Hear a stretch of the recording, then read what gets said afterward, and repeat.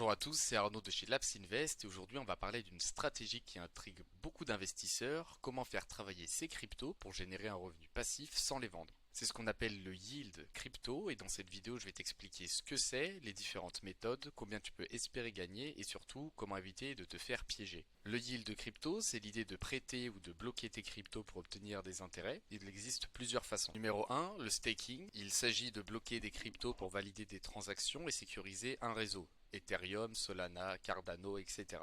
La deuxième méthode, c'est le lending, c'est prêter tes cryptos à d'autres utilisateurs via des plateformes centralisées comme Binance ou Nexo, ou des plateformes décentralisées comme Aave ou Compound. La troisième façon, c'est les pools de liquidité. En fait, tu fournis des cryptos à un échange décentralisé pour faciliter les échanges et toucher des frais de transaction. Exemple concret, si tu bloques 1000 euros en USDC, un stablecoin, sur une plateforme qui te donne 4,4% d'intérêt par an, tu peux espérer gagner environ 44 euros par an.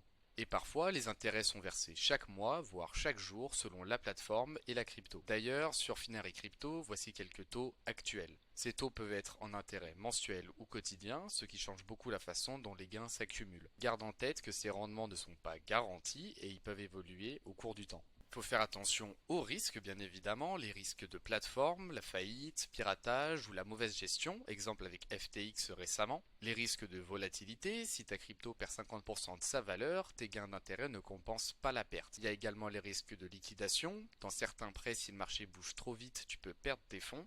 Ou les risques réglementaires, certaines plateformes ont déjà été contraintes d'arrêter leur activité. Les stratégies pour limiter les risques, c'est tout d'abord diversifier les plateformes et les cryptos utilisées, favoriser les cryptos solides ou les stablecoins, retirer régulièrement ses gains sur des wallets physiques, ne jamais investir plus que ce qu'on peut se le permettre et vérifier la réputation et la sécurité de la plateforme. En 2025, les rendements réalistes en yield crypto vont de 3% à 12% par an. Les taux comme ceux que je viens de citer pour Finery sont dans la moyenne basse, ce qui est généralement plus sûr. Au-delà, c'est bien évidemment possible, mais le risque est nettement plus élevé. Les plateformes qui promettent du 50% par an, danger. Le yield de crypto peut être une excellente façon de générer un revenu passif, à condition d'en comprendre les règles et les risques. Et si tu veux que je fasse une vidéo dédiée à la comparaison des meilleures plateformes de 2025, dis-le moi en commentaire et abonne-toi pour ne rien rater. N'oublie pas, la version courte est disponible sur Instagram et TikTok si tu veux le partager à tes amis.